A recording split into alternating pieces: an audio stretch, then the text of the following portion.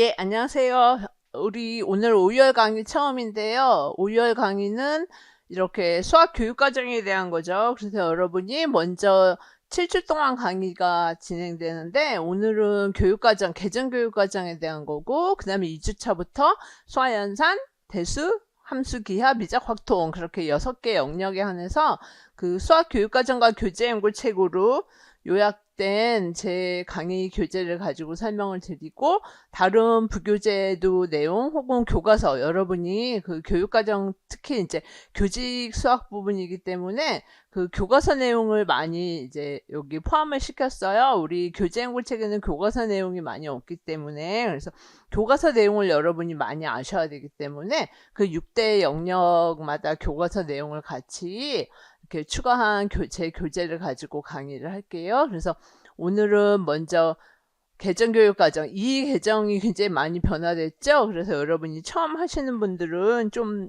암기하실 내용이 많아요. 그래서 제가 이제 4월에 그 교육과정에 대한 강의를 3주 했는데 그때 수강하신 분들은 오늘 강의가 조금 빠르게 진행돼도 이해가 되실 거고 이제 처음이신 분들도 많으니까 그 많이 변화된 사항 그리고 중요한 사항 암기해야 되는 사항에 대해서 상세하게 설명을 드릴게요. 그래서 먼저 제일 처음에 그 개정교육과정의 문서 체계예요. 그래서 먼저 설계 이렇게 성격, 목표, 뭐 내용 체계가 쭉 나와 있는데 성격이나 목표는 여러분이 조금 뒤에 제 강의 교재에서 그냥 가볍게 읽어보시면 되고 이제 이 부분이 중요한 거죠. 내용 체계가. 그래서 여러분이 우리가 그 내용 체계와 영역 우리는 이제 수화연산부터 확통까지 영역을 다 하게 되죠. 그리고 핵심 아이디어 조금 이따 문서 체계 표를 가지고 보시면 굉장히 쉬우실 거예요. 여러분이 만약에 수화연산 영역에서의 핵심 아이디어는 뭔가 그러면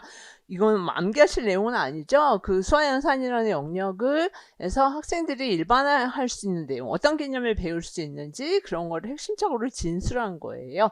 그다음에 여러분이 이제 보실 내용이 이 개정에서 이 부분이 변화됐죠. 지식 이해. 그러니까 수화연산에서 학생들이 어떤 지식을 이해해야 하는가.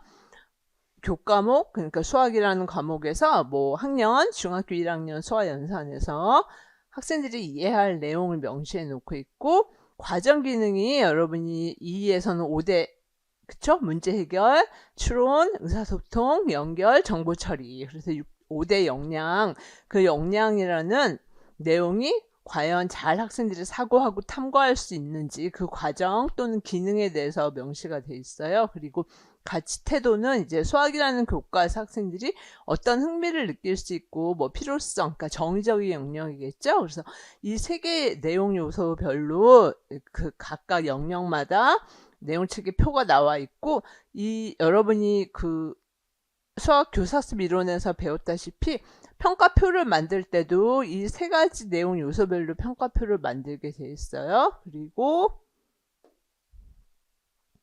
이제 이게 중요하죠. 여러분이 성취 기준. 그래서 만약에 수화연산이라면 그 영역에서 학생들이 과연 여러 가지 내용 요소를 다 학습한 다음에 어떤 성취 기준을 과연 학생들이 도달할 수 있는가 해서 성취 기준을 명시해 놨는데 요게 이제 암기해야 될 내용이고 우리가 해야 될 6대 영역마다 이게 다 내용이 나와 있고 성취 기준도 암기, 적용할 때 고려사항도 암기해야 되는데 그냥 도구적 이해로 단순히 암기하는 게 아니고 제가 그 다 하나하나의 성취 기준 해설에서 중요한 거를 교과서 내용을 다 첨부를 했거든요. 추가를 해서 그러니까 그냥 도구적 이해로 성취 기준 해설만 너도너도 암기하는 게 아니죠.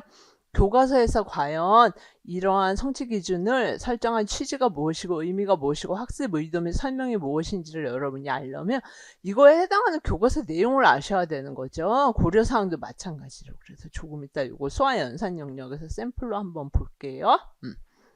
그리고 이제 또 암기하셔야 하는 내용이 교사학습을 이래서 교사학습의 방향은 그냥 이해하시면 되거든요. 학생들이 수학이라는 교과의 목표를 달성하기 위해서 과연 어떤 뭐 토론학습 많이 들어보셨죠? 뭐 프로젝트 학습 예를 들어서 협력학습 그런 식으로 학습의 원칙과 중심의 방향을 제시했는데 여러분은 이제 그 학습 방법을 다 암기를 하셔야 되는 거예요. 그래서 이것도 뒤에서 이제 우리가 설명을 드리게 돼요.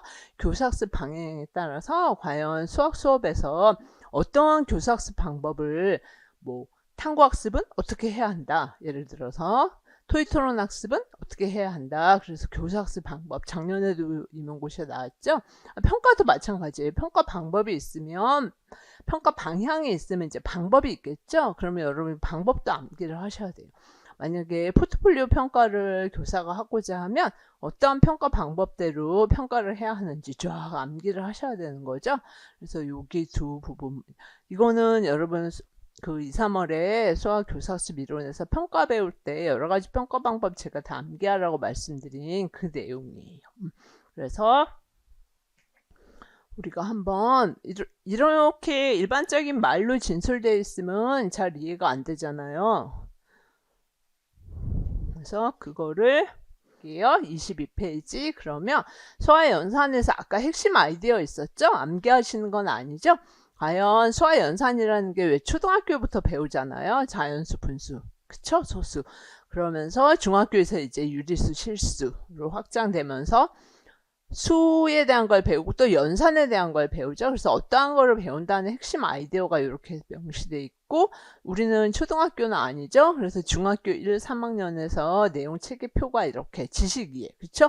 중학교 1학년 때는 소인수분해 정수 유리수라는 지식을 배우고 그 다음에 중학교 2학년에서는 유리수와 순환소수, 중3에서는 제곱근과 실수를 배우게 되죠. 그런데 이제 우리 영역할 때마다 설명드리겠지만 이 내용 체계표가 변화된 거 중요하게 암기하셔야 되는 부분이 있거든요. 만약에 여기에 이렇게 가로 넣고 뭐 기억에 들어갈 걸 쓰시오 이래서 2점으로 나오는 경우가 있어요. 근데 이거는 이제 변화한 게 나오니까 2에서 변화된 게 없거든요. 그래서 특별히 암기 안 하셔도 돼요.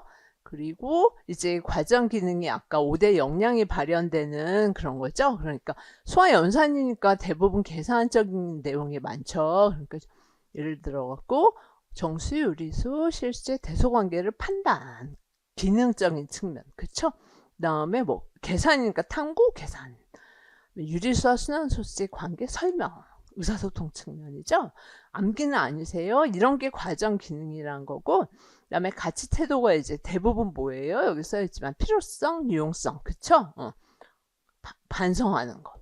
정의적인 측면을 이렇게 명시를 해서 세 개 가치 태도 측면을 굉장히 강조하면서 이렇게 지식이해, 과정 기능, 가치 태도. 그러면 여러분 이제 평가에서 제가 2, 3월에 굉장히 강조한 게 이렇게 세 개의 부분마다 내용 영역에서 뭐 소화연산 중학교 3학년에서 무리수를 배우는 막 수업 사례가 있고 그 다음에 그걸 가지고 지식의 과정기능 가치 태도로 평가를 하라고 평가 채점표를 만들라고 시험에 나오는 거예요.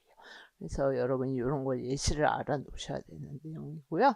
다음 페이지 펴면 이제 변화 관계라는 게 우리 예전에 09 때는 문자식하고 함수였죠. 그게 합해져 갖고 변화 관계로 돼 있어요. 그러면 마찬가지 핵심 아이디어가 있고 이제 지식 이해, 그렇죠? 여기도 변화된 게 없어요. 중1, 3에서는 마찬가지로 문자의 사용과 식, 1차 방정식, 뭐 함수, 문자식하고 함수가 같이 있다 그랬죠? 좌표평면과 그래프 이렇게 똑같아요. 그래서 우리가 이제 왜 다음 주부터 수화연산부터 확동까지 한다 그랬죠?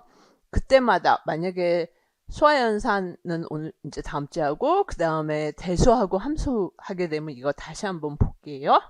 지금 지식이해와 과정기능, 가치태도가 어떠한 맥락에서 여러분이 설명이 되고 있는지 이해를 돕기 위해서 보여드린 거거든요. 다시 앞으로 갈게요. 그래서 내용체계, 문서체계 표에서 설명드린 그 다음에 성취기준 해설하고 적용시 고려사항은 이제 다음 주부터 나오게 돼요. 그래서 다음 주에 수화연산 할 때 수화연산에서 어떠한 중학교 1학년, 2학년, 3학년 학생들이 어떠한 성취기준이 명시되어 있으면 요거 성취기준 해설과 적용시 고려사항을 암기해야 된다 그랬죠. 그래서 그때마다 볼게요. 우리 할 때마다. 페이지에서는 개정교육과정이 왜 교육과정을 개정했나 그 배경적인 측면이 설명이 되고 있어요. 그래서 암기하실 내용은 아니고 여러분들이 이러한 배경 때문에 교육과정을 개정할 수밖에 없었다. 그렇게 이해만 하시면 돼요. 그냥 한번 읽어보세요. 여러분이 내년에 이제 다 현장에 나가실 분들이니까. 그리고 10페이지 가면 이제 개정의 방향이 4가지가 있는데 그거는 암기를 하셔야 돼요. 이게 다 암기가 아니고 여기 빨간 거 있죠. 그래서 제가 써놓은 것처럼 개정의 방향이 무엇인가 주안점을 초점을 둔 거죠. 앞으로의 미래 사회, 그쵸? 우리는 벌써 이제 올해부터 AI 디지털 교과서를 사용하는 학교가 많죠. 그러다 보니까 앞으로 미래 사회에서 과연 요구하는 역량이 무엇인가, 그 역량을 학생들한테 함양하려면 교육과정이 어떻게 변화되어야 하는가. 그래서 요 빨간 걸 4가지를 요 빨간 거 4가지를 암기하시고 이 서브 내용들은 여러분이 부수적으로 읽어보시면 돼요. 그냥 이러한 것 때문에 미래 사회가 요구하는 역량 함량이 가능한 교육과정을 개정의 방향에 대한 초점으로 뒀구나. 이렇게. 그다음에 학생의 삶과 성장을 지원하는 교육과정이라는 거죠. 그래서 여러분 특히 이제 고교 학점제 많이 지금 얘기를 하고 있죠. 여기서 특히 이제 고교 학점제. 그다음에 나중에 이제 여러분 조금 이따가 설명 드릴 때 학습자가, 그러니까 아무래도 AI 교과서로 수업을 하면 내가 나 스스로 학습을 좀 이렇게 주도적으로 많이 하게 되는 그런 게 있거든요. 그래서 그런 측면이 앞으로 미래 사회에서 우리가 학습자가 갖춰야 될 그런 학습자의 성장을 지원하는 교육과정을 만들어야 하는 그런 교육과정의 방향에 대한 이제 부연 설명이 되는 거예요. 그리고 지역이나 학교, 그쵸? 학교 교육과정을 조금 이렇게 자율성, 너무 우리나라는 국가교육과정에 딱 맞춰져 있잖아요. 그러니까 지역별로, 그러니까 우리 학교, 그리고 학교 교육과정에 좀 자율성을 확대해 주자. 그리고 책임 교육을, 학교 자체에서 책임적 교육을 구현하자. 그래서 나온 거고, 그리고 이게 특히 이제 많이 주안점을 뒀겠죠. 디지털 AI. 이 AI를 그냥 온라인 이렇게 쓰셔도 돼요. 온라인 교육 환경에 맞는 교사학습.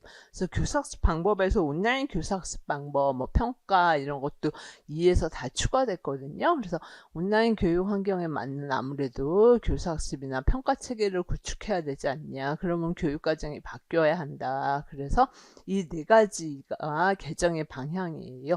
그래서 그것만 여러분이 알아두세요. 여기는 아까 했던 제일 처음에 문서체계표 봤죠? 그거에 대한 부연 설명이니까 여러분이 특별히 암기하실 내용은 아니에요. 아까 제가 설명드렸죠? 그래서 지식이해, 뭐 가정기능, 가치태도 이렇게 성취기준, 해설하고 고려사항 이제 매일 우리 주마다 한다고 말씀드렸죠? 그때 볼게요. 그래서 크게 교육과정의 문서 체계를 보면 이렇게 이제 나와 있어요. 핵심 아이디어 아까 보셨죠? 그러면은 거기서 소아연산에서 핵심 아이디어, 지식이해가 뭐고, 과정기능이 뭐고, 가치태도가 무엇인가. 그 다음에 우리 영역이 이제 중학교는, 이건 중학교죠? 소아연산, 변화관계, 아까 문자식하고 함수, 그리고 도용과 측정, 기하죠? 자료와 가능성이 이제 확통이겠죠. 그쵸? 그리고 여기가 이제 5대 영역. 우리가 조금 이따 볼 거예요. 문제 해결, 정보 처리, 연결, 공부 때는 연결이라는 거 없었잖아요. 그래서 수학, 뭐 대수학 기하 연결, 이렇게 수학 내에서 연결도 되고, 수학하고 타교과 연결, 실생활 연결, 그렇게. 의사소통, 추론은 예전에도 있었죠. 그쵸? 그래서 이 5대 영역을 학생들한테 이제 함양하게 해주면서 수학 교과 역량 함양, 온라인, 그쵸? 공학도구 굉장히 많이 강조해요. 왜냐면 당연히 AI 교과서로 하니까 그 안에 알조메스 같은 거 다 내장되어 있으니까 학생 스스로 굉장히 주도적으로 공학도구를 활용해서 어떤 개념을 이해하기에 직관적으로 시각화해서 도움이 되겠죠. 학생 한 명 한 명이 자기한테 맞는 뭐 예를 들어 문제를 풀고 할 수 있기 때문에 학생 맞춤형 지도를 할 수 있고, 그러다 보니까 학생 주도, 내가 주도해갖고 어떤 내 수업을 설계할 수 있는, 아까 고교 학점제 같은 거 나왔죠? 그런 걸 좀 더 강화시켜야 된다. 그래서 크게 이렇게 도식화시켜서 보실 수 있어요. 성격 그냥 가볍게 읽어보시고 처음이신 분들은 그냥 목표도 이 목표는 보시면 5대 역량에 대한 거예요. 문제 해결, 추론, 의사소통, 연결, 정보 처리. 그래서 이것도 암기는 아니에요. 수학과 교육과정 이렇게 5대 역량을 학생들한테 함양하는 걸 목표로 해서 이렇게 명시가 돼 있어요. 그 다음에 여기서부터 이제 암기할 게 나오죠. 여러분이 학교 과연 중학교화에서 내용상의 변화가 무엇인가 고등학교에서 한번 볼게요. 그러면 1호가 우리 이제 익숙하니까 1호에서는 소화연산, 문자식, 함수기하, 확통 이렇죠. 그럼 2에서 아까 뭐라 그랬죠? 문자식하고 함수가 변화 관계로 바뀌었죠. 기하가 도용과 측정, 확통이 자료와 가능성 이렇게. 그래서 여기도 비교 표에서도 보시는 것처럼 문자식하고 함수가 변화 관계로 통합이 됐어요. 이렇게 내용 영역이 이렇게 됐다는 거 알아두시고 다음에 여기 다 암기예요. 다. 내용 소화연산에서는 최대 공약수나 최소 공배수 활용 성질을 이해하고 활용하는 게 아예 삭제됐어요. 그리고 변화 관계 영역에서는 왜 공구에서는 우리 이차함수 최대 최소 구할 때 고1 때 다 했었죠. 그런데 실수 전체에서는 중3으로 다시 내려갔어요. 그래서 중3 예전에 그랬었죠. 그래서 1호에서 그쵸? 제가 자꾸 공구라 그러는데 1호하고 2죠 지금. 실수 전체에서 최대 최소 구하는 거는 그냥 중3에서 배워요. 이거는 중3에서 중3. 그다음에 고1은 뭐겠어요? 그럼 제한된 정의역 안에서 배우겠죠? 이차함수 최대 최소를. 그리고 중학교 2학년 때, 중2 때 이등변 삼각형 성질 있죠? 이때 이제 증명이라는 용어가 나와요. 이등변 삼각형 이러면 성질 배울 때 우리 예전에 1호에서는 정당화란 말을 썼었죠. 이거 이제 작년에 또 기출에도 나왔었죠. 정당화란 말을 써갖고 여러분이 정당화하고 증명이라는 말을 생각해 보시면 정당화가 더 큰 맥락이에요. 그래서 정당화라는 거 종류가 이제 4가지를 원래 정당화도 뭐 수학교육 그 학자들마다 수준이 다 있고 그런데 학부에서는 우리 교육과정에 있는 그 4가지만 아시면 되거든요. 나중에 우리 기하할 때 할게요. 그리고 그때 암기하셔야 되는데 학생들이 이등변 삼각형의 성질을 관찰이나 실험을 통해서 확인할 수도 있고 어떤 특수한 예시, 사례나 근거를 제시해서 막 설명해도 되고 아니면은 유사성의 유추 아시죠? 여러분 유사성의 근거에서 추론을 해도 되고 그 다음에 증명이에요. 4가지가 있는데 그 이등변 삼각형의 성질 그러니까 두 변이 같으면 밑각이 같다는 거를 그냥 관찰이나 실험을 통해서 확인만 하면 안 되잖아요. 그러니까 증명까지를 한다 해서 예전에는 정당화라는 말을 썼는데 증명이란 말을 쓰면 학생들이 어려워하니까 지금은 2에서는 증명이라는 용어가 나와요. 이등변 삼각형 성질 배울 때 교과서 보면은 이제 지금 올해는 중1 교과서밖에 안 나왔죠. 내년에 중2 교과서가 나올 텐데 이 개정 교육과정에 맞게 이등변 삼각형 성질 배울 때 증명이라는 용어가 나와요. 그래서 학생들이 아까 정당화 유형 4가지 제가 말씀드린 것처럼 4가지를 다 할 수 있게 하는데 그 중에 하나가 증명이죠. 그래서 증명도 할 수 있어야 돼요. 여러분 수교 배우신 분들은 증명이라는 게 반일의 몇 수준이에요? 3수준이죠? 그렇죠? 3수준 혹은 연역 추론이죠. 추론으로 말하면 연역 추론이 되죠? 그렇죠? 그게 이제 증명 이라는 용어로요. 그리고 대표값이라는 게 어디로 이동했냐? 중1로. 1호에서는 중3에서 배웠죠. 그런데 중1로 이동을 했어요.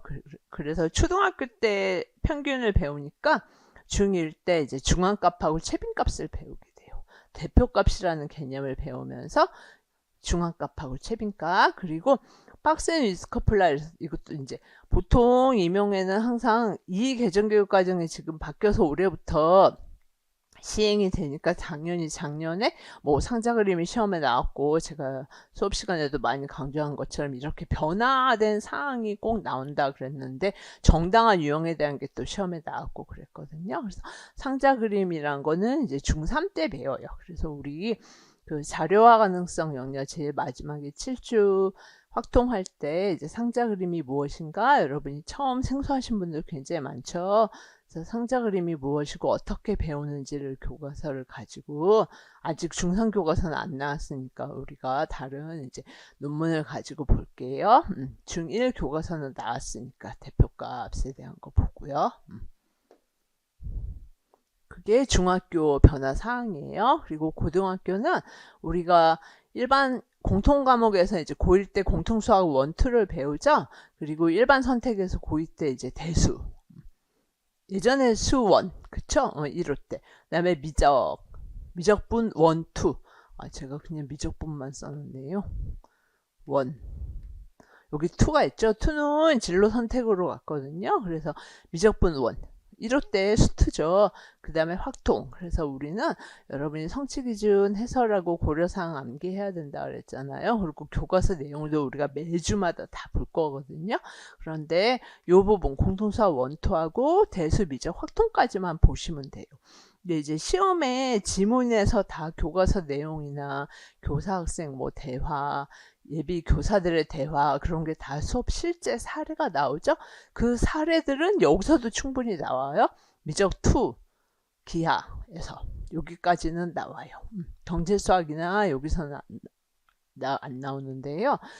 근데 여러분이 이제 성취기준 해설이나 고려사항을 암기할 때는 공통수학 1, 2, 대수, 미적 1, 확통만 암기하시면 돼요. 그래서 제 교재 여기까지 써놨고, 이제 7, 8월이나 모고 때 제가 이제 문제를 낼 때는 이렇게 수업 실제가 있죠? 교사들 대화. 그런 실제에서는 미적 2 내용이나 기하에서도 문제를 내요. 왜냐면 여러분이 이제 나중에 진로 선택 과목을 가르칠 수도 있기 때문에 현장에서 거기도 이런 내용들, 근데 교과서를 다 볼 수는 없잖아요, 여러분들이. 그래서 뭐 시험을 위해서 제가 핵심적인 내용 같은 거는 다 문제에서 다뤄드려요. 그리고 이 과목에서 여러분이 뭐 가끔씩 이런 거는 이제 기입형으로 나오기 때문에 여러분이 진로 선택 과목이 요거고, 그쵸? 그 다음에 융합 선택 과목, 수학과 문화, 실용 통계, 수학 과제 탐구. 이래서 고등학교의 수학 과목 구조 정도는 그냥 단순 암기 정도로 여러분이 알아두세요. 그 다음에 아까 중학교에서 변화사항처럼 고등학교에서도 변화사항이 많아요. 그래서 특히 이제 공통수학 1에서 고등학교 1학년 때 1학기 때 행렬이 나와요. 그래서 행렬은 특별히 어렵지 않아요. 2x2 행렬에서만 행렬의 덧셈, 뺄셈, 곱셈, 실수배 거기까지만 배우거든요. 그렇기 때문에 여러분이 뭐 행렬은 고등학교 때 안 배우신 분도 대학교 때 우리는 다 배우니까 특별히 뭐 학생들한테 이제 인공지능 수학도 배워야 되고, 앞으로 미래 교육 과정에서는 인공지능 수학 하려면 이미지 처리 같은 거 할 때 행렬이 기본이기 때문에요. 행렬을 고등학교 때 반드시 배워야 줘야 되기 때문에 배우는 이제 너무 대수적 구조를 강조하는 그런 행렬의 내용이 아니라 우리 뭐 선대 내용처럼 굉장히 간단하게 2x2 행렬에서의 덧셈, 뺄셈, 곱셈, 실수배 그 정도까지 배우기 때문에 굉장히 쉬워요. 특별히 뭐 다른 내용은 없어요. 그래서 그리고 뭐 유용성, 행렬이 실생활에서의 실용성이나 유용성 측면에서 많이 강조가 되고 있어요. 그래서 행렬이 도입됐다는 거, 그리고 아까 이거 했었죠? 정의역이 실수 전체에서는 중3으로 이동했었죠? 아까 말씀드린 것처럼. 그러니까 공통수학 1에서는 이제 일정한 정의역에서만 최대 최소 배우겠죠? 그리고 선분의 내분, 외분, 도형의 방정식에서 배우는데 내분만 배우고 외분이 삭제됐어요. 그래서 이거는 좀 할 때 논란이 많았는데, 내분이 뿌리면 그 중간에 부호가 외분은 마이너스로만 되면 되는데 너무 뭐 쉬운데 왜 굳이 삭제하냐, 내용이 너무 많아서 행렬이 도입되다 보니까 외분까지 배우려니까 이제 내용이 너무 많은 거예요. 그래서 그냥 단순히 어떤 특정한 의도를 갖고 삭제된 게 아니고 좀 내용상의 이제 행렬을 많이 도입하면서 내용을 좀 감축시킬 필요가 있다, 공통 과목에서. 그래서 삭제된 거다 뿐이고 어떤 특정 의도는 없어요. 대수 과목에서 이제 아까 말씀드린 것처럼 수학 1이 대수예요. 그래서 뭐 지수함수, 로그함수, 그쵸? 예전에는 수학 1에서 다 배웠죠. 삼각함수 배우는 내용요. 그런 내용. 그 다음에 미적분 원, 예전 수투겠죠. 그래서 이거는 굉장히 중요해요. 암기 나중에 성취 기준 해설 암기하셔야 되는데 정적분이 어떻게 도입되는지 그 정의 방법이 굉장히 변화됐거든요. 그래서 여러분이 그 미적분할 기본 정리도 대학에서 배우셨지만 넓이의 맥락에서 굉장히 미적분의 그 역사 발생적 원리를 따라서 예전에 도입한 거는 굉장히 도구적 이해를 요구하는 방법이었기 때문에 이럴 때는 이때는 이제 이거는 나중에 우리 미적할 때 의도도 나오거든요. 그래서 의도까지 해서 같이 성취 기준을 암기를 하셔야 돼요. 굉장히 중요해요. 그다음에 확통도 모비율이 이럴 때 없었죠. 근데 원순열은 그냥 단순히 내용 때문에 이제 삭제된 거고 내용이 많아서 모비율이 이제 추정을 하는 게 우리 실제 그 확통에서 통계적 사고를 실생활에서 학생들이 하려면 당연히 필요하대서 모평균 표본, 예전에는 표본을 가지고 이제 평균하고 비율을 구했죠. 그런데 모비율을 추정하는 것까지 같이 도입이 됐어요. 그래서 이것도 확통해서 교과서가 2가 다 나왔으니까 이것까지는. 지금 공통수학 1, 2 대수, 미적 1, 확통은 다 2로 나왔거든요. 그래서 보여드릴게요. 할 때. 그럼 여기는 뭐 내용 체계는 암기는 안 하셔도 돼요. 그냥 여러분들이 내년에 이제 현장 가셔갖고 진로 선택을 학교에서 어떤 걸 할지 모르죠. 그런데 이러한 변화가 있다는 내용 체계상의 변화 사항은 암기는 안 하셔도 돼요. 그리고 이제 여기부터가 여러분이 과연 교육과정, 제가 아까 왜 교사학습 방법, 평가 방법 암기해야 된다고 말씀드렸죠. 그래서 어떠한 교사학습 방향이 있으며 그 방향에 따라서 어떠한 방법이 있는가, 평가는 또 어떠한 방향과 방법이 있는가가 명시되어 있는 부분이에요. 그래서 방향은 그냥 여러분이 가볍게 읽어보시면 돼요. 처음이신 분들은, 그다음에 한번 보신 분들은 그냥 스킵하셔도 돼요. 그 다음에 이제 방법에서 나오죠. 이게 5대 역량.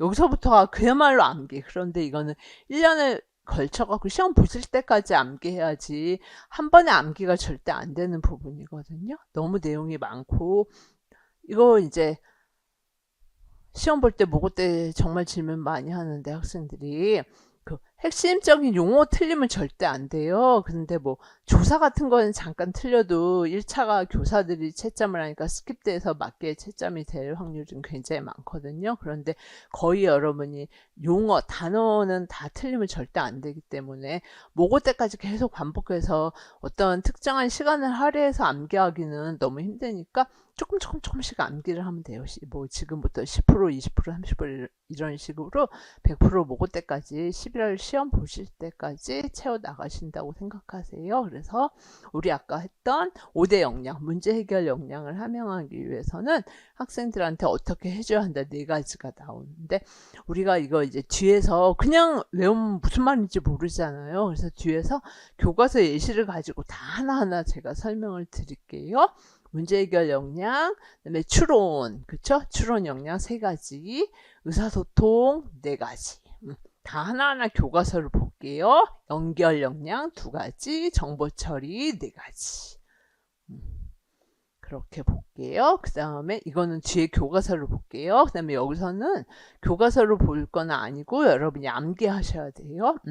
아까 왜 이제 디지털 시대로 AI 교과서를 수업을 하다 보니까 학생이 수학학습에 내가 주도, 나 스스로 교사한테 이제 피동적으로 하는 게 아니라 수동적으로 주도적으로 참여하는 교사학습 환경, 분위기를 조성해야 하기 위해서 강조점 5가지, 너무 많죠. 암기하셔야 되는 거예요. 그래서 지문에서 이제 교사-학생 대화로 막 나오는데 그 중에서 어느 부분에서 요 중에서 어떤 걸 반영하고 있는지를 이해를 하셔야 되거든요. 그래서 학생이 수학학습의 주체가 학생임을 인식하고 적극적으로 참여하게 유도하고 있는 바 교사의 대화 같은 게 있겠죠. 그러면은 그 대화 이 지문에서 과연 교사는 학생이 수학학습에 주도적으로 참여하는 교사학습 환경과 분위기를 조성하는 이 강조점 중에서 어느 점을 반영하고 있는지 쓰시오 하면 여러분이 1번을 써야 되는 거예요. 그 다음에 2는 학생이 목표를 내가 세우는 거. 이거는 마치 프로젝트 학습, 우리 이제 뒤에 프로젝트 학습에 대해서 배우거든요. 프로젝트 학습하고 좀 유사하게 교사가 뭐 어떤 문제를 주고 너 문제 풀어라 그게 아니죠. 뭐 만약에 중3 학생들이 삼각비를 배웠어요. 그러면 교실 운동장에 나와서 우리 학교 건물의 높이를 한번 재보고 싶은 거예요. 내가 목표를 세우고 어떻게 할지 계획도 세우고 그 다음에 삼각비 오늘 배운 거 이용해서 뭐 탄젠트 혹은 길이도 측정하고 각도 측정해서 교실 높이를 구하고 삼각비 가지고 내가 오늘 학습한 걸 평가하고 성찰하게 교사가 안내해야 된다. 그런 맥락이 되죠. 그리고 학생이 과연 수학을 효과적으로 학습하는 방법을 탐색하고 내가 하는 학습 과정과 태도를 돌아보고 우리 왜 자기주도적인 학습이란 거 많이 하잖아요. 그러니까 아무래도 그 디지털 교과서로 수업을 하게 되다 보니까 나 스스로 내가 주도하는 학습. 그래서 내가 어떤 문제를 풀었는데 내가 뭐 무리수를 배우다가 이 문제에서 내가 과연 지금 맞나 틀리나 한번 다시 돌아보면서 더 쉬운 문제 뭐 아니면 힌트 더 어려운 문제 내가 주도하는 학습을 과연 할 수 있는 습관을 형성하게 교사가 지도를 해주라는 거예요. 그 다음에 이제 교사나 동료 협력을 하면서 우리 협력학습 당연히 모든 별로 하게 되죠. 어떤 조언이나 의견을 경청하고 그쵸? 뭐 라카토스식의 발라가 났을 때 반박을 받을 때 혹은 사회적 구성주의에서 공적 비판을 받을 때 그럴 때 과연 다른 사람의 의견을 경청하고 수용할 수 있게 허용적인 분위기를 조성했나. 그 다음에 좀 교사가 틀렸을 때 어떻게 학생이 내가 실수가 배움의 기임을 인식하면서 끈기 있게 도전하게 격려하고 지원했나. 그래서 이 5가지가 그 지문에 이렇게 풀어서 설명이 돼 있겠죠. 그랬을 때 어떤 거를 반영하고 있는지 쓰실 수 있어야 되기 때문에 여러분들이 지금 5월 첫째 주 오늘 이걸 암기한다고 생각하지는 마세요. 힘들어요. 당연히 오늘 다 암기하기는 그냥 한번 읽어보시라는 거예요. 이 부분은. 그 다음이 이제 수업 설명.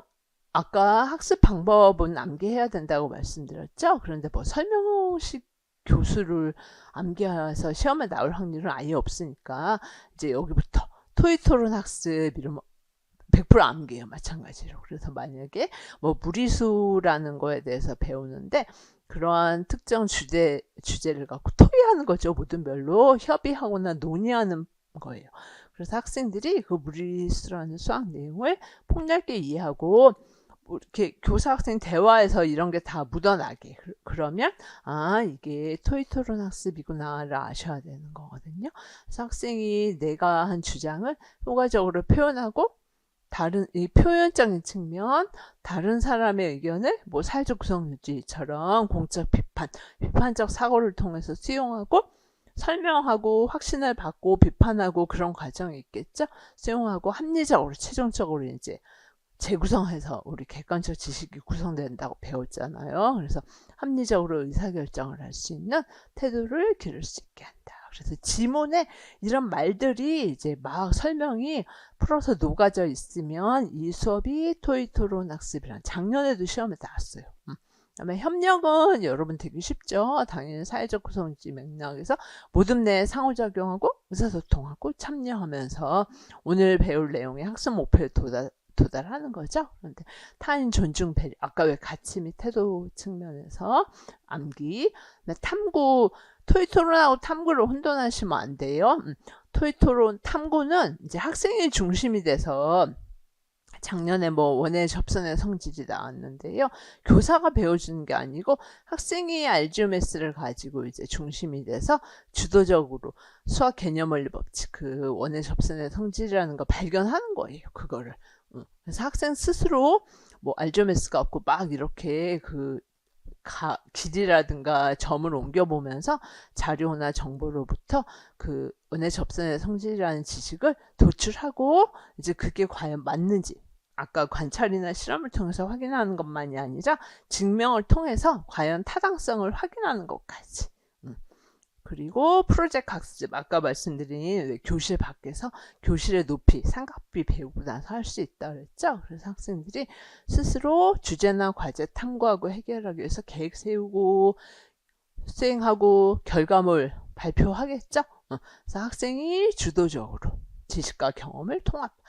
100% 암기를 하셔야 돼요, 여러분. 이따 기출문제 보시면 여러분이 그 수업에서 그런데 이렇게 한 수업에서 이 하나의 학습 방법만 택하지 않죠. 중복돼서 나와요, 당연히. 그 다음에 2에서 특히 강조하고 있는 게 수학적 모델링이에요. 이럴 때에는 프로젝트 학습까지 있었거든요. 그런데 이 방법 세부적인 내용은 조금 변화됐고 수학적 모델링은 완전 추가된 거예요. 엄청 2에서 강조하고 있어요. 이럴 때도 있기는 했는데 명시돼 해놓지는 않았죠.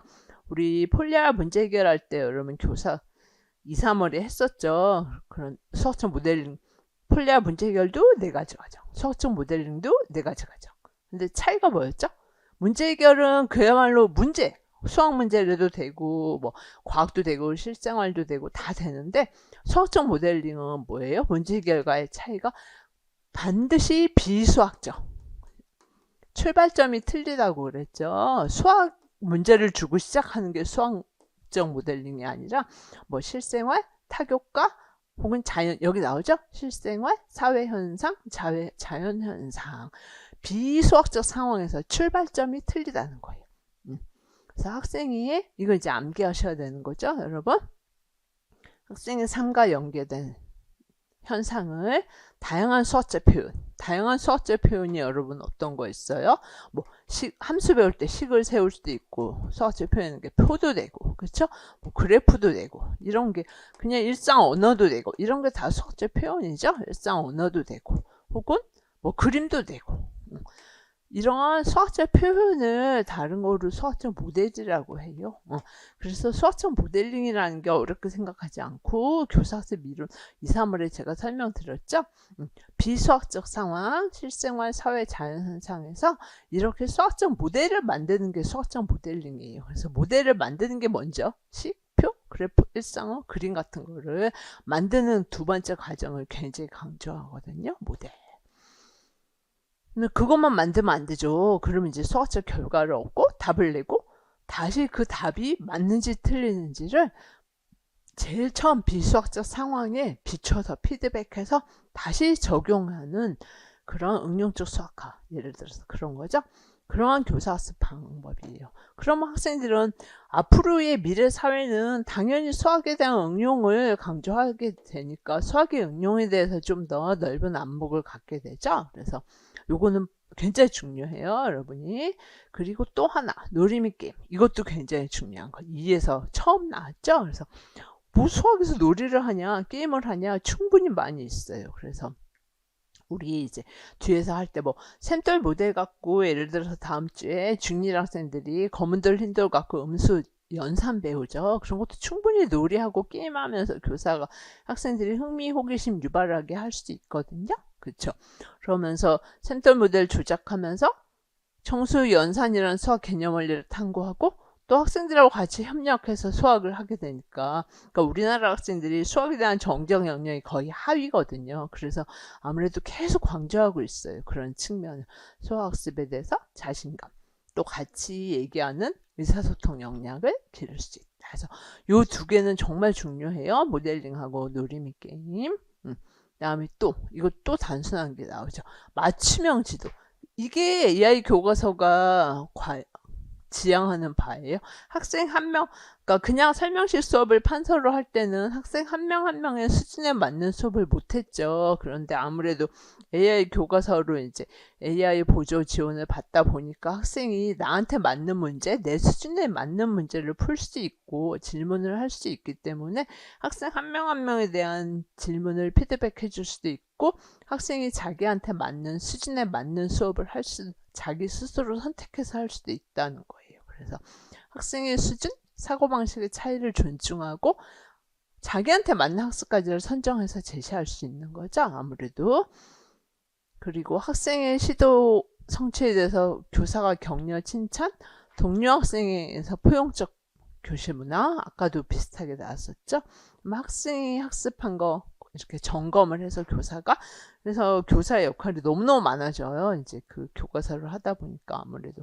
근데 그 만든 플랫폼이 너무나 많이 이렇게 교사를 지원하고 있기 때문에 제대로 여러분이 그래서 연수를 많이 받죠. 그러면은 아무래도 그 얼마나 내가 그거를 잘 다루냐, 그냥 툴적인 측면이 아니라 내가 그거를 툴로서만이 아니라 교사가 정말 학생의 성장 발전을 지원하기 위해서 활용할 수 있는 거죠, 충분히.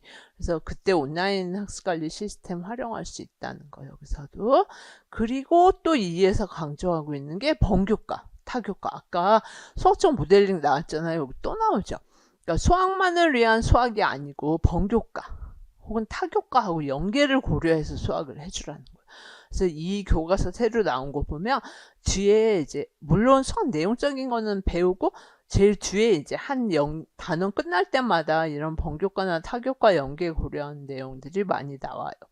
그래서 학생들이 번교과에 관심을 갖고 자료나 정보 수집해서 수학적으로 분석 해석하게 하고, 수학이란 게 뭐 어떤 과학적인 현상 혹은 실생활 이런 데서 자연스럽게 나오게 되는 학생들이 아까 그래서 수학적 모델링 했었죠. 그러다 보니까 수학적으로 분석 해석하고 그 분석 결과에 근거해서 토의 토론할 수 있게, 혹은 가정, 학교, 지역사회 연계, 타교과, 그쵸?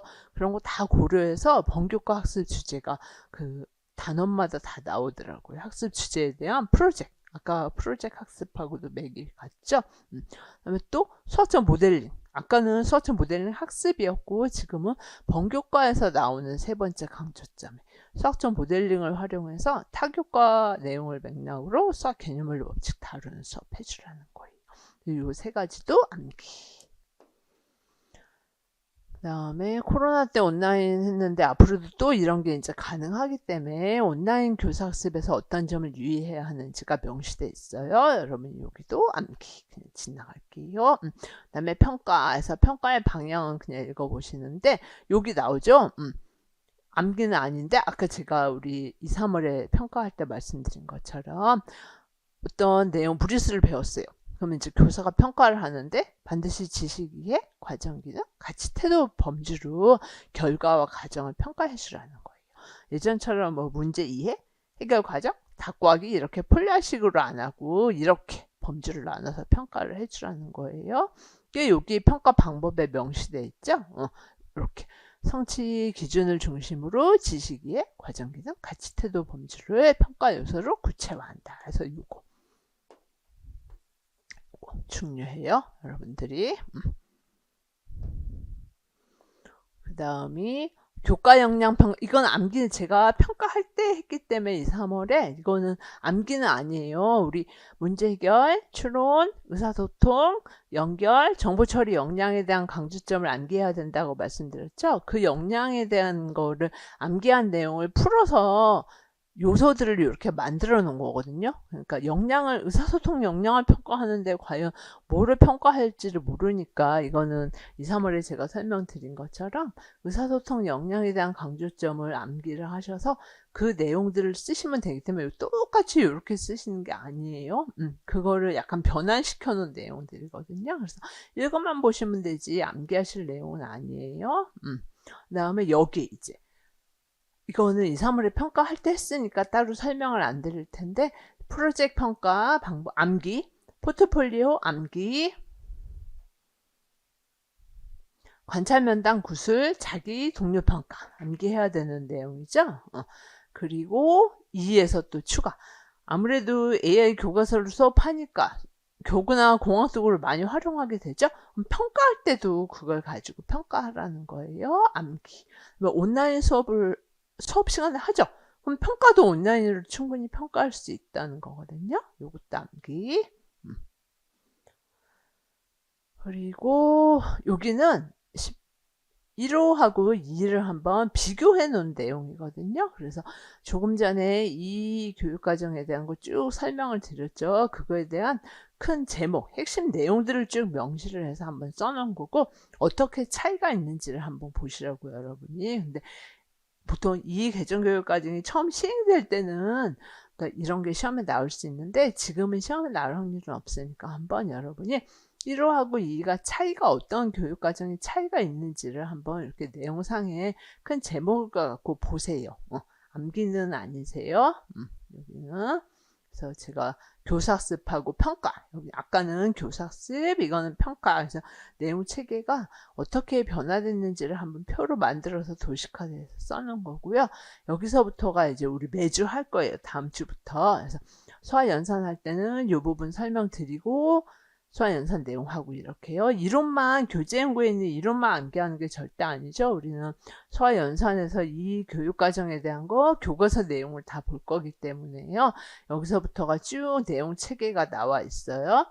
아까 소화연산 잠깐 봤죠? 그 다음에 변화 관계에 대한 거, 도용과 측정에 대한 거, 기하죠. 그쵸? 여기도 내용상의 변화사항이 증명만 아까 제가 왜 나왔다 그랬죠. 그래서 기하할 때 또 설명드릴게요. 그리고 자료 가능성, 이제 확통에서 우리 아까 보면 뭐였죠? 중일에 대표값이 이동됐고, 그러니까 시험에 맞는 게 이렇게 써놓고 기입형으로 기억, 대표값 이렇게 쓰시는 거예요. 예전에도 시험에 나온 것처럼 니은 하면 상자 그림과 산점도 이렇게. 그리고 변화된 게 시험에 나오니까요. 대표값, 상자 그림과 산점도. 한번 시험에 나왔어요.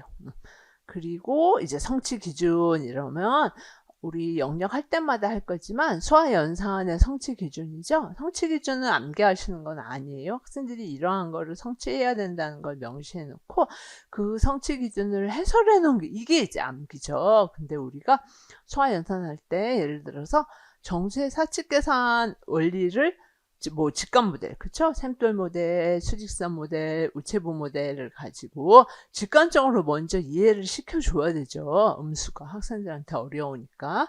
그리고 실생활에서 이렇게 사칙계산의 유용성이 어떤 건지를 인식시켜줘야 되거든요. 그럼 이것만 봐서 잘 모르니까 이거에 해당하는 교과서 내용을 우리 같이 보는 거예요. 다음 시간에. 그러면 성취기준 해설을 쓰시오 하면 쓰기 쉽죠? 그렇게 이제 암기를 할게요. 그때 영역할 때마다. 그리고 성취기준 적용할 때 어떤 점을 고려해야 하는지도 같이.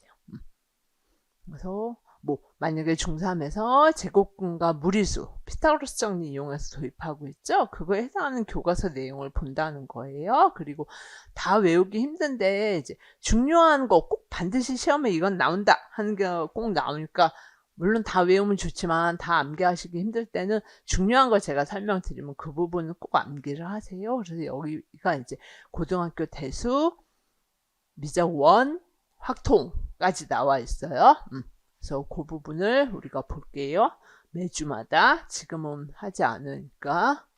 그래서 아까 5대 역량 교과서 내용 가지고 같이 본다 그랬죠. 그래서 61페이지 여기까지 이게 그러니까 저는 지금 강의 파일로 강의하니까 여러분 교재하고 한두 페이지 차이가 있어요. 강의 파일을 진하게 만들다 보니까 조금씩 넘어가서 61페이지 한번 보시면 조금 뒤일 수도 있고 앞에 한 페이지나 두 페이지 정도 차이가 있어요. 그러면 이제 5대 역량 있죠. 그냥 단순 암기로 암기하시기 힘드니까 5대 역량을 과연 교과서에서 내용을 가지고 같이 분석이 돼 있어요. 그래서 볼게요.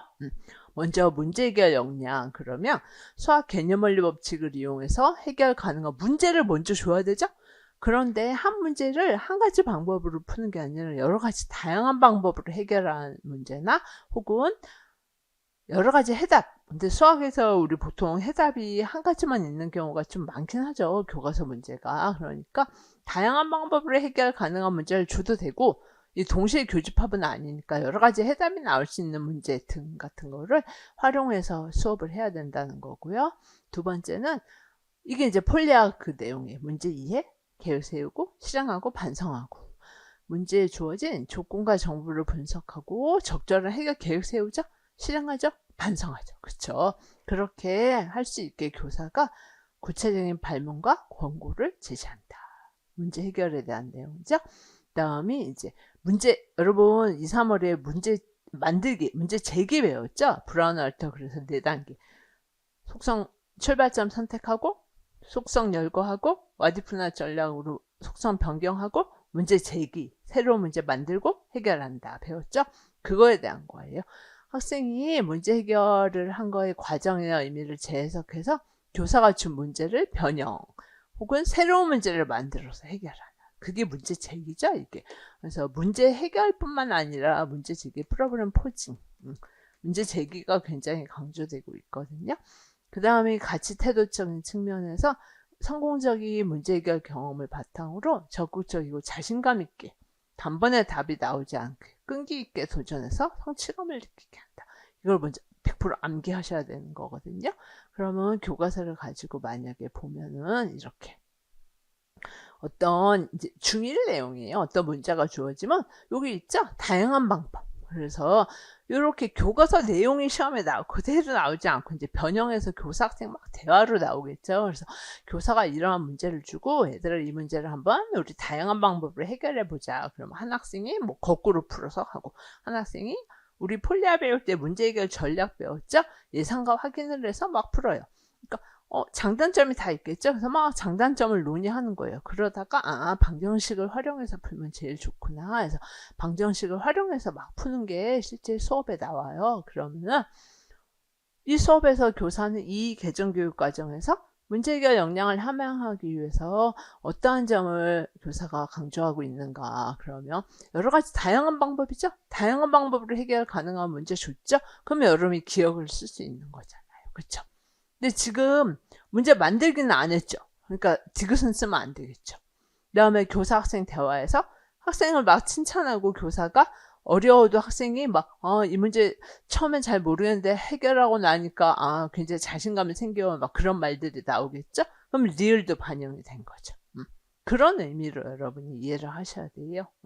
이러한 문제를 가지고 여러분이 그래서 실제 이제 기출문제가 그래서 중요한 게 제가 기출문제를 우리 이제 오늘 교육과정 했으면 교육과정 기출문제를 같이 풀고 다음 주에 수학연산 배우고 수학연산 기출문제 풀고 그렇게 세트로 같이 하거든요. 그러니까 이론을 다 배우고 기출문제를 따로 뭐 다른 어떤 달에 시간을 내서 이렇게 푸는 거는 올바른 방법이 안 되고 그날 교육과정 했으면 교육과정 기출문제를 풀어보면서 우리가 배운 내용을 확실하게 더 이해하고 심화할 수 있거든요. 그리고 거의 기출문제가 기출 변형으로 시험에 나오기 때문에 여러분들이 그래서 문제 해결 역량 함양을 위한 강조점이 이러한 문제를 갖고 이제 다 교사 학생 대화로 변형이 돼서 나온다는 거예요. 그리고 이 문제를 푸는 과정 중에서 우리가 니은이 반영되려면 학생들이 이제 문제 해결 계획을 교사가 한번 세워보게 하고 그 다음에 뭐 실행하게 하고 반성하게 하게끔 하는 데 있어서 어떤 교사의 발문들이 들어가고 학생이 실행하고 발문이 들어가고 반성하고 그런 내용이 변형돼서 나오겠죠? 그럼 니은을 여러분이 쓰시면 된다는 거예요. 어떤 의미인지 아시겠죠? 그래서 기출문제를 이제 같이 세트로 한번 풀어본다는 의미예요. 그리고 제가 뭐 장단점 이런 거 예를 들어 이제 이런 게 교사의 발문으로 나올 수 있겠죠? 한번 세 가지 풀이의 장단점을 친구들과 얘기해 보자. 그러면 장단점 거꾸로 풀기, 예상과 확인, 방정식 풀기 장단점이 다 있겠죠? 이런 게 교사 학생 대화로 나온다는 거예요. 뭐 장단점을 쓰시오가 시험에 나온다는 게 아니고요. 여기 나오죠? 그래서 이런 풀이도 한번 그 다음에 또 다른 거 다 풀어보실 필요는 없어요. 제가 5대 역량마다 여러 가지 내용을 추가를 했는데 이해를 하시라고 여러분이 하나만 해보셔도 돼요. 그리고 반드시 써보세요. 여러분들이 그 어느 게 반영됐는지를 저는 그냥 교과서 내용만 줬으니까 여러분들이 이렇게 교사 학생 대화로 변형이 되면 문제 해결 역량의 어떤 두 번째 점이 반영됐구나 그렇게 이것도 여러 가지 방법으로 푸는 거죠. 그러니까 다양한 방법으로 푸는 첫 번째 문제 해결 역량 강조점 그대로 나오죠. 그렇죠? 아까하고 똑같죠. 예상과 확인, 표 만들기, 부동식 만들기. 교과서가 다 이렇게 전개가 되고 있어요. 이것도 여러 가지 방법이죠. 다음에 1차 방정식 활용. 여기는 뭐죠? 1단계, 2단계 딱 보자마자 뭐죠? 폴리아 문제 이해, 미지수 x를 넣는다. 계획 세우고 1차 방정식으로 나오려고 그림 가지고 이렇게 계획 세우죠. 그리고 식도 세우죠. 실행한다. 그러니까 이게 교사 학생 대화로 또 구현이 되겠죠. 얘들아 뭐 계획을 세워봐라. 1차 방정식 한번 그럼 너네가 세운 거 풀어볼래? 그럼 학생이 풀고 그러면 문제가 뜻에 맞는지 확인해 볼래? 우리 폴리아 반성 단계에서 그쵸? 검토하고 다른 문제 적용하고 다른 방법으로 풀고 있었었죠. 그러면 아까 문제 해결 역량의 두 번째 그대로 구현된 수업이 되겠죠. 그리고 다양한 방법으로 또 푸는 게 나오면 그 첫 번째 문제 해결 역량도 되고 정적 역량은 다 길러줘야 되니까 네 번째 다 되고 문제 만들기는 없죠. 문제 제기는 그런 식으로 보시라는 의미예요. 그래서 여러 가지 교과서를 써줬어요. 1차 부등식 활용도 마찬가지 똑같이 폴리아 단계로 나와 있죠. 한두 개, 두 개 정도만 풀어보세요. 그 다음에 추론 세 가지를 암기하셔야 돼요. 그래서 먼저 첫 번째는 학생들이 관찰이나 실험, 우리 왜 귀납 추론 배울 때 약간 배웠던 거 생각나죠? 관찰, 실험, 측정 등 구체적 조작 활동을 먼저 해줘야 돼요. 그러면서 아까 이등변 삼각형처럼 구체적 조작해서 수학 개념 원리 법칙 아무래도 조작하면 흥미와 관심을 갖겠죠. 그리고 다양한 방법으로 탐구하고 이해하게. 그 다음에 니은이 귀납 유추. 폴리아 할 때 했었죠. 그래서 개연적 그럴듯한 추론을 해서 먼저 추측을 하는 거예요. 이등변 삼각형의 성질이 두 변이 같으면 밑각이 같다는 추측하고 정당화. 맞죠? 관찰이나 실험을 통한 확인 혹은 나중에 우리 기하할 때 해요. 사례나 근거 제시할 수도 있고 유사성의 근거에서 추론할 수도 있고 하죠. 근데 거기서만 끝나지 않고 이제 수학적 증거, 아까 왜 증명이라는 거 했었잖아요. 수학적 증거, 논리적 근거를 바탕으로 해갖고 뭐 삼각형의 합동 조건 같은 게 수학적 증거가 되겠죠. 그래서 비판적, 과연 이등변 삼각형의 성질이 이것인지 맞는지 비판적으로 사고하는 태도를 학생들한테 길러주자는 거예요. 그 다음이 이등변 삼각형의 성질이라는 수학 개념 원리 법칙을 도출하는 과정과 절차를 논리적, 수학이니까 당연히 논리적이고 체계적으로 하게 하고 반성까지 하게 하고 세 가지, 그 세 가지를 암기하시고 대표적으로 이등변 삼각형의 성질을 보면 지도서에 나와 있는 내용이거든요. 그래서 여기 보시는 거가 다 그거예요. 아까 관찰이나 실험한다 그랬으니까 이거로 볼게요. 교과서로 관찰이나 실험을 통해서 이렇게 보통 종이접기 이렇게 많이 하죠. 근데 지금은 종이접기로 구현된 교과서도 있을 수 있고 뭐 공학, 알지오메스 갖고 구현할 수도 있는 거겠죠. 그래서 이등변 삼각형의 성질을 관찰이나 실험을 통해서 확인하는 거예요. 그러면 여기 변이 이렇게 당연히 직관적으로 학생들이 딱 접었으니까 A, B, A씨가 같으면 또 이렇게 접었으니까 밑각이 같다가 저절로 나오겠죠. 요 변이 같으면 요 각이 같다가 관찰이나 실험을 통해서 학생들이 금방 확인할 수 있겠죠. 그리고 또 다른 교과서에서는 이런 식으로 나오는 교과서도 있어요. 더 직관적이죠. 아까 교과서보다. 반 딱 접고 자르니까 여기가 같으면 직관적으로 그쵸? 밑각이 같다 이렇게 직관적으로 관찰이나 실험을 통해서 확인할 수 있잖아요. 그러면 지금 추론 강조점에서 보면 첫 번째가 그대로 나왔죠? 관찰, 실험, 측정, 구체적 조작을 통해서 이등변 삼각형의 성질을 학생들이 굉장히 관심, 흥미 갖고 다양한 방법으로 탐구하고 이해하게 하는 거 되죠. 그 다음에 두 번째도 되잖아요. 귀납추론. 왜냐하면 이게 학생들마다 똑같은 색종이를 다 같은 크기의 색종이를 갖고 하는 게 아니죠.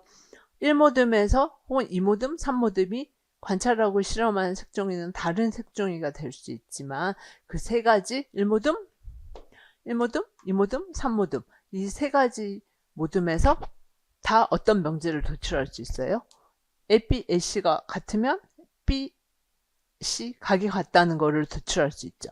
그러면 그 내가 관찰하고 실험한 전체 범주에서 일반적인 이등변 삼각형에서도 그 성질이 성립한다고 주장할 수 있죠. 그러니까 귀납 추론을 할 수 있다는 거예요. 추측했죠. 그쵸? 그러면 이제 삼각형 합동 조건 이용해서 3수준, 반일 3수준으로 수학적 증거나 논리적 근거를 바탕으로 증명을 하겠죠. 학생들이. 그 내용이 요 뒤에 이제 이거는 관찰이나 실험을 통해서만 확인할 수 있는 내용이고 이제 아까 내용상의 변화사항에서 중위에서 이등변 삼각형 증명체가 나온다고 그랬죠. 그래서 여기서처럼 이제 내년에 중위 교과서가 나오면 이등변 삼각형 정당화란 말 안 나오고 성질 이제 반일 3수준에서 증명이라는 용어가 직접 나올 거예요. 교과서에. 그래서 교과서에서 이렇게 증명해 보자.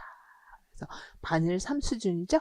삼각형의 합동 조건 이용해서 수학적 근거, 논리적 근거를 바탕으로 해서 수학적 증거나 논리적 근거를 바탕으로 해서 증명을 하게 되잖아요. 그럼 아까 추론 두 번째 강조점이 나오게 되는 거죠. 그래서 여러분들이 이런 게 추론 두 번째 강조점이구나 라는 걸 아시라는 거예요. 추측만 하면 안 되죠. 그 삼각형의 합동 조건을 이용해서 증거나 논리적 근거를 바탕으로 이제 이 수준에서 중이니까 이 수준에서 멈추면 안 되고 3수준까지 연결이 돼야 좋아야 되는 거죠. 그래서 이등변 삼각형을 가지고 제가 한번 예시를 이렇게 들어보려고 써놓은 거예요. 그 다음에 우리 이등변 삼각형의 성질만 배우는 게 아니라 이등변 삼각형이 되는 조건도 배우죠. 그래서 이거는 이등변 삼각형이 되는 조건에 대한 교과서 내용도 같이 해놨어요. 그리고 평행사변형도 이렇게 나올 수 있다는 예시를 한번 똑같은 맥락에서 추론 첫째, 둘째, 셋째가 여기서 반영될 수 있게 여러분이 그 다음에 의사소통. 의사소통은 아까 수학자 표현에 대한 거 잠깐 설명드렸죠. 수학 용어, 기호, 표, 그래프, 식도 돼요. 그래서 뭐 등 이렇게 해서 그림도 되고 표현을 내가 먼저 정확하게 사용해야 되고 그 다음에 표현끼리 변환 우리 함수에서 이제 이런 걸 배우거든요. 트랜스레이션 그러니까 영어를 한국말로 번역하는 것처럼 내가 함수에서 표를 그렸으면 표에서 그래프를 그릴 수도 있고 식을 세울 수도 있고 말로 할 수도 있는 거죠. 그렇게 정확하게 그래프 그리고 그래프에서 식으로 표로 뭐 변환 바꾸라는 거예요. 그 다음에 학생이 내 사고와 전략을 아까 이런 여러 가지 수학적 표현으로 나타내고 설명했죠. 식은 이럴 때 편리하구나. 그래프는 이럴 때 편리하구나. 편리함에 대한 거 가치 태도 측면에 대한 거죠. 그 다음에 이제 의사소통이니까 당연히 그렇게 의사소통을 할 수 있는 의미 있는 의사소통이 이루어질 수 있게 과제를 교사가 제시하고 안내를 해줘야 되겠죠. 그 다음에 수학적 아이디어에서 상호 가치태도 타인배려 존중이 들어가 줘야 된다는 거예요. 그래서 첫 번째는 표현을 사용했나 바꿨나 그 다음에 편리함을 인식했나 의사소통이 잘 이루어지고 타인배려 존중했나 네 가지예요. 그래서 요거는 참고로 우리 함수할 때 또 나올 건데 과연 식 그래프 표는 뭐 너무 잘 알죠. 어떤 의미인지. 근데 한번 설명을 제가 이렇게 부연 설명을 써놓고 이런 거예요. 예를 들어 갖고 이게 이제 함수에서 나오죠. 이렇게 그래프를 주고 키의 변화표를 한번 글로 그러니까 아까 말했을 때 우리 그래프를 줬죠? 그래프를 그러면 학생들이 그래프를 갖고 다른 표현으로 변환을 해야 되죠. 말로 바꿔보라 그랬죠? 아까 수학 용어나 기호를 사용해 갖고 학생들이 과연 이렇게 키의 변화를 그래프에서 일상 언어로 상황 언어로 그쵸? 말로 과연 변환을 했나 그걸 잘하는 뭐 이렇게 수업이 나오면 첫 번째가 그대로 반영이 되는 거잖아요. 의사소통에서 이해되시죠? 그리고 이렇게 하면서 여기서는 뭐 그래프를 줬으니까 이래서 그래프라는 게 참 그래프로 보니까 어떤 사람의 키가 누가 더 어떻게 성장을 하고 있는지를 굉장히 빨리 변화를 볼 수 있어서 그래프라는 게 편리해요 그런 말이 나오겠죠. 그럼 니은이 또 딱 강조되고 있는 거죠. 다음에 거기서 학생들이 이런 의사소통 가치 태도 측면이 또 나와주겠죠. 그러면 리을도 반영이 되는 거고 그런 맥락이에요. 의사소통. 그래서 제가 몇 가지를 써놨는데 우리 함수할 때 또 할 거니까 이렇게 얘는 뭐예요? 표를 준 거죠. 여기서는 이제 표를 주고 이 표를 갖고 그래프로 변환을 할 수 있게 그러면 의사소통 첫 번째 되죠.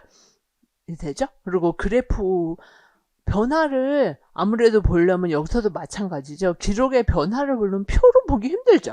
이렇게 그래프로 그려봐야지 뭐 누가 더 변화가 빠른지를 금방 볼 수 있으니까. 그래서 그래프라는 표현이 편리해요. 그런 말이 또 나오겠죠. 그런 맥락에서 여러분들이 요거를 보시라는 얘기예요. 우리 함수할 때 또 할 거예요. 변환, 트랜스레이션에 대한 거. 그 다음에 연결. 2에서 강조한다 그랬죠. 영역, 그 변화 관계하고, 예를 들어서 수화연산이라는 영역하고, 혹은, 기하, 도형과 측정이란 영역하고 연결될 수도 있는 거고, 학년 사이에서 뭐 중2 때 배운 게 중3하고 같이 연결될 수도 있고, 수학 개념 원리 법칙을 유기적으로 연계해서 새로운 지식을 생성하고 창의성을 기르게 한다. 그러니까 이거를 여러분이 왜 수능에서 보는 것처럼 수학 내적인 연결이라고 보통 말하죠. 수학 안에서의 연결. 그 다음에 수학과 실생활, 타교과, 외적인 거죠. 실생활, 자연현상, 타교과 내용을 연계하는 과제를 줘서 수학의 유용성을 인식하게 한다. 그래서 내적, 외적 연결에 대한 게 이제 2에서 강조되고 있어요. 이런 식으로. 실생활 무리수죠? 그럼 벌써 연결 역량 2번째 딱 나오죠. 그쵸? 그래서 A4 용지. 이게 이제 교과서에 그대로 반영되면서 교사 학생 대화를 이렇게 나와주는 거예요. 그러면 여기서 이제 A4 용지 가지고 계산하다 보면은 당연히 뭐 중학교 2학년 때 배웠던 닮음도 나오겠고, 제곱근 배우고 무리수 배우니까, 그쵸? 닮음도 알아야 되고 제곱근도 알아야 되고, 그러니까 여기 연결 역량에서 수학 내에서, 맞죠? 학년 군간에, 그쵸? 중2 때 배운 닮음하고 혹은 중3 바로 앞에서 배운 무리수, 아니 제곱근하고 무리수하고 연결되는 거죠? 그럼 기억도 되죠. 그런 의미로 제가 해놓은 거예요. 그렇게 한번 여러분 요약을 해보시라고. 그 다음에 요게 아까 잠깐 말씀드린 거죠. 학교 밖에 삼각비 배우고 나가서 우리 학교 건물의 높이를 재는 거예요. 스마트폰 앱으로. 근데 이렇게 안 하고, 이거는 이제 이 교과서가 아직 중3에 안 나왔기 때문에 1호 때 스마트폰 앱으로 했더니 지금은 이제 AI 교과서에 내장되어 있는 도구를 가지고 하겠죠. 그러면서 문제가 어떻게 나오냐면 이렇게 실생활에서 삼각비, 그러면 연결 역량 2번째를 딱 여러분이 쓰실 수 있죠. 그런 맥락. 네, 정보 처리. 특히 공학은 2에서 많이 강조하고 있어요. 나올 확률 되게 높죠. 그래서 실생활, 수학적 문제 상황에서 자료를 내가 탐색하고 수집하고, 실생활도 되고 수학적인 것도 돼요. 둘 중에 하나. 그리고 수학적으로 처리하고, 그러니까 뭐 알조메스 같은 거를 자료 막 수집하고 수학적으로 처리해서 합리적인 의사결정을 해야 되는 거고, 아무래도 교구나 공학도구 활용하면 추상적인 내용이 그래프 같은 거 금방 알조메스 갖고 시각화해서 볼 수 있죠. 그러면서 거기서 시각화해서 보기만 하면 안 되죠. 수학 개념 원리 법칙을 도출해야 되죠. 뭐 이차함수 성질 같은 거. 그래서 직관적으로만 이해할 수 있는 게 아니라 논리적 사고까지 도와준다는 거. 그다음에 교사가 하는 게 아니라 AI 교과서를 학생이 주도적으로 알조메스 내장되어 있는 것 갖고 탐구하게 되겠죠.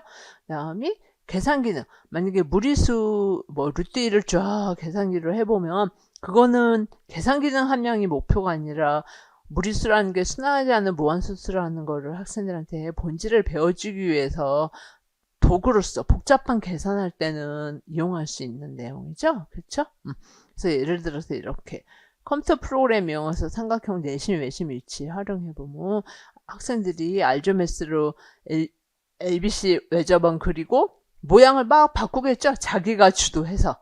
그러면서 외심 위치를 시각적으로 눈으로 보겠죠. 예각에서는 내부, 둔각에서는 빗변, 아니 직각에서, 둔각에서는 외부. 그런데 그렇게 하면은 시각적으로 이해하고 직관적으로 이해하는 거죠. 그 내접원도 마찬가지로 학생이 주도하는 거죠. 이건 계산 기능은 아니죠. 그렇죠? 그리고 뭐 예를 들어 갖고 실생활에서 자료를 탐색하는 내용은 아니죠. 이거는. 그렇죠? 실생활 수학에서 자료를 뭐 이렇게 수집하고 그럴 필요는 없는 거잖아요. 그러니까 기억은 아니죠. 그리고 여기는 답이 써 있고, 그 다음에 이렇게 대표값.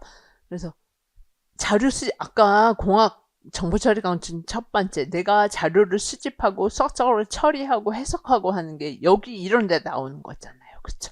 정보 처리 강좌쯤. 그래서 내가 뭐 이지통계 이용해서 별량을 입력한 다음에 실생활 데이터는 굉장히 많으니까 손으로 다 구할 수 없죠? 이지통계 이용해서 평균, 중앙값, 최빈값 구하겠죠. 자료를 수집하고. 그러니까 정보 처리 강조점 첫 번째가 그대로 돼 있죠. 그 다음에 중3에서 이제 분산 표준 편차 배우니까 그 다 이지통계 이용하면 이거는 학생들이 계산기능 함량이 목표가 아니죠. 분산 표준 편차. 그러니까 이용할 수 있다는 거죠. 정보 처리 강조점 네 번째. 이지통계 이용해서 이것도 컴퓨터 프로그램 이용해서 구할 수 있다는 거죠. 그렇죠? 이건 뭐 시각화는 아니죠. 그래프 그리는 건 아니니까 그냥 단순히 이 산포도 평균 분산 표준 편차만 구하는 거니까 시각화하고 뭐 논리적 사고 하는 건 아니죠. 그렇죠? 정보 처리 강조점에서.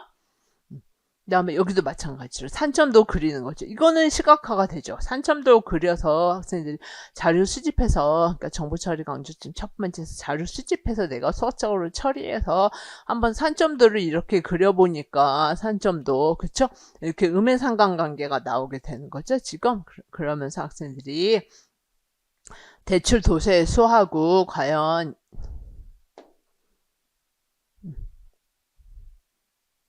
아이고.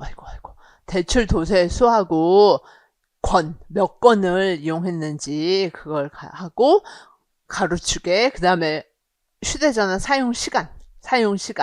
그러니까 아무래도 휴대전화 음의 상관관계가 있겠죠.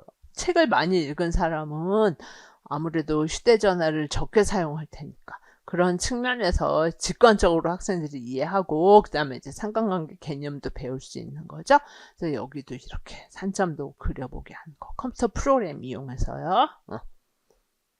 그 다음이 여기서부터가 이제 5대 역량에 대한 걸 한 거예요. 역량, 그러니까 여러분들이 가셔가지고 할 일이 뭐냐면 제가 문제 해결, 추론, 의사소통, 정보처리 연결마다 교과서 예시를 줬어요. 그럼 오늘 집에 가셔갖고 그 교과서 예시를 보시면서 여러분들이 문제 해결 역량이 4가지죠. 그럼 그 4가지가 그냥 단순히 암기하는 게 아니라 교과서 예시를 보시면서 이 예를 갖고 내가 수업을 한다면 이렇게 수업을 하면 문제 해결 역량의 첫 번째가 구현이 되겠구나. 그래서 여러분이 문제 해결 역량의 첫 번째를 암기를 하죠. 근데 암기를 하는데 요 내용이 교과서나 교사 학생 대화에서는 어떻게 구현이 돼 있으면 요 내용이 그대로 강조된 수업이 되겠구나. 그래서 제가 준 문제를 여러분이 가지고 요 내용을 첫 번째, 이게 문제 해결 역량의 첫 번째죠.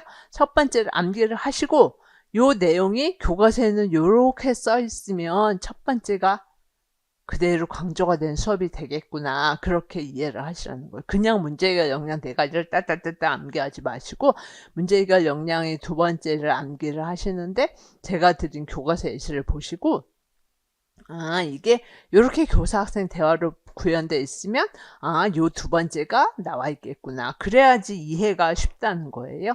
뭐 수학만 이해하는 내용이 아니라 수교도 다 반드시 이해와 암기가 수반돼야 되거든요. 그냥 단순 암기로 나 수학 내용 신론 교재한 거 다 외워서 뭐 합격했다 절대 아니에요. 그러니까 여러분들이 특히 이제 제가 작년, 재작년 계속 설명회에서도 말씀드린 것처럼 점점 교과서 내용이 강조되고 있거든요. 왜냐하면 우리가 현장에서 다 학생들을 가르칠 사람들이니까 이론과 그래서 제가 이제 강조하는 게 그게 이론. 우리 교사학습 이론 2, 3월에 배우죠? 그리고 지금 학교 수학에서 교재 연구 이론을 배우죠? 6대 영역마다.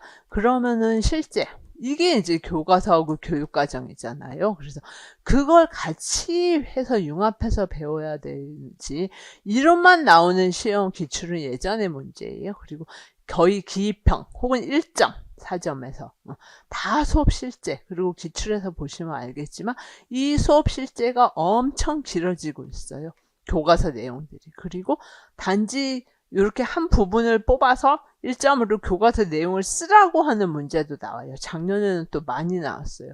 이런 수업 실제, 그러니까 이 실제가 진짜 수업에서 이루어지는 내용이죠. 내가 무리수를 배우면서 이루어지는 실제 수업이죠. 그러니까 교과서 내용을 변형해서 교과서 내용을 알아야지 교사 학생 대화를 변형을 할 거고 그러면 그 변형된 내용을 이론적 관점으로 분석하는 게 우리의 수학교육의 목표잖아요.